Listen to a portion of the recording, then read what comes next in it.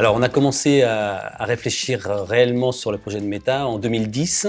On a créé 2 associations pour voir s'il y avait une rentabilité pour créer de la méthanisation avec nos effluents d'élevage. 2012, on a créé les SAS pour là développer le projet et partir dans les études environnementales et les études technico-économiques.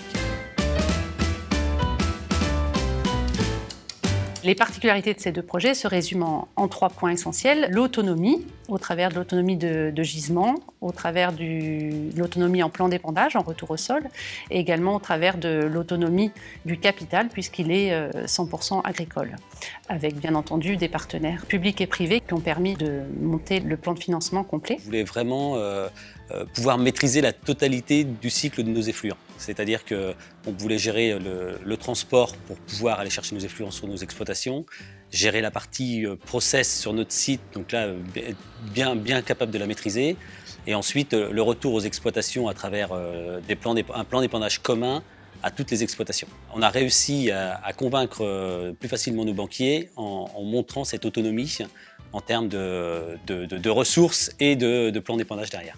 Il y a également une très forte mutualisation des moyens dans ces 2 projets, et ça, c'est vraiment quelque chose d'innovant au travers d'un groupement d'employeurs et d'une CUMA pour tout ce qui est matériel. On avait prévu au départ un seul projet. Pour la logistique, on a préféré en faire 2.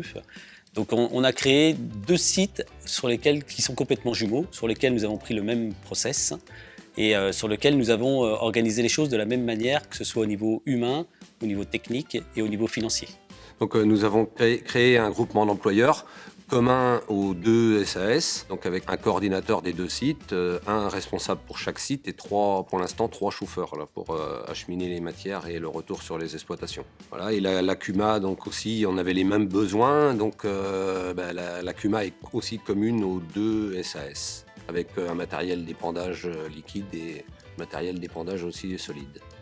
Et puis, on est aussi sur des projets qui ont tout de suite associé les acteurs du territoire dans leur démarche, aussi bien, donc on le voit par l'historique et par leur métier d'agriculteur, les CUMA locales et les habitudes de collaboration avec le monde agricole les a aidés à se regrouper, et puis avec les collectivités de Villers et de Montillet. Il y avait l'émergence d'un nouveau quartier en centre-ville, et on a vu tout de suite l'opportunité de faire une unité de chauffage centrale pour tout ce quartier-là.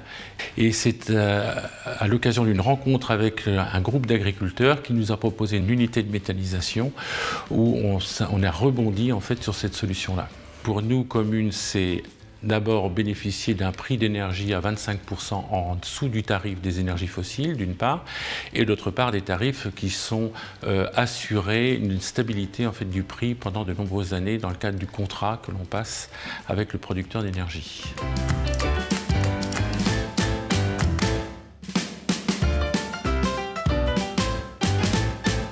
La question pour lancer ce projet collectif de méthanisation, c'était qu'est-ce que ça peut apporter le passage de nos effluents d'élevage dans un méthaniseur. Donc la Chambre avait été mandatée pour justement essayer de répondre à cette question, de faire tout le travail de fédérer tout ce groupe de 80 exploitations. Sur des territoires où les fondamentaux techniques sont réunis, le gisement et le débouché énergétique, la ressource indispensable à la mise en place de ces collectifs agricoles, eh bien, ce sont évidemment les hommes et les femmes qui vont structurer ce groupe et permettre la construction de ce projet de méthanisation.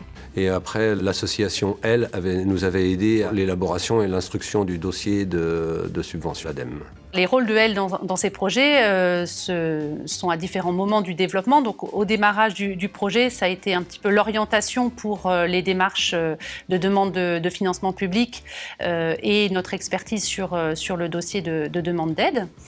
Et puis, plus au fil du temps maintenant, dans la phase d'exploitation, c'est permettre de capitaliser les expériences au travers du groupe de travail des collectifs dans l'Association des agriculteurs méthaniseurs de France que l'association Elle accompagne. On est dans une opération, un double développement de projet qui est quand même quelque chose de totalement atypique, avec une mobilisation sur un territoire de 5 km d'une centaine d'exploitations agricoles au total. Donc c'est quelque chose de rare et qui est le reflet, je pense, de la dynamique agricole locale au travers de l'habitude de travailler ensemble dans les CUMA et de travailler en commun.